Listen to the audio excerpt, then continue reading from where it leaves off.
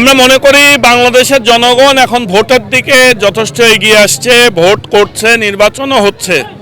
উৎসব মুখর পরিবেশের আমি ঘাটতি খুব বেশি দেখি না। একটা হলো যে নির্বাচনী প্রচারণা চলছে, তবে নির্বাচন কমিশন কর্তৃক যে আচরণ বিধিমালা রাখা হয়েছে, হয়তো সেই প্রক্রিয়ার মধ্যে থেকে যেহেতু নির্বাচন আচরণ বিধিমালা আমরা মেনে চলার চেষ্টা করছি, সে কারণে হয়তোবা যেই আমাদের গতানুগতিক রাজনীতিতে যেই বিষয়গুলো থাকে সেই বিষয়গুলো এবারকার নির্বাচনে কম।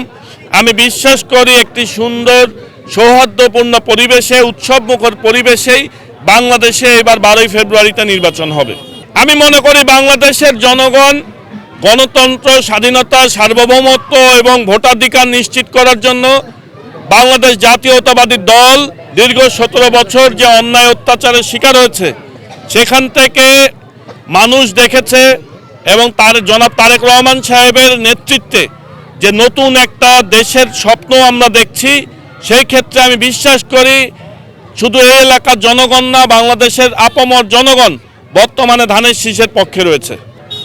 আমরা এখনো আসলে ওই ধরনের হুমকি ধামকির বিষয়গুলো এখনো আমরা আসি নাই। আমরা নির্বাচনের প্রক্রিয়াতে আছি, নির্বাচনের ছোটোখাটো কিছু ঘটনা ঘটতেই পারে, তবে এখনো বড় ধরনের শঙ্কা আমাদের সামনে আসেনি। তবে আমি বিশ্বাস করি আমি স্থানীয় প্রশাসনকে আরেকটু নিরপেক্ষ কর্মকাণ্ড রাখার জন্য আমি অনুরোধ করি, কারণ কোনো ক্ষেত্রে আমাদের কাছে কিছু অভিযোগ আছে যেটা এখন আমি বলতে চাই না। আনুষ্ঠানিকভাবে সেই পরিস্থিতি বা পরিবেশ আসলে আমি খুব অল্প সময়ের মধ্যে এই বিষয়ে কথা বলবো।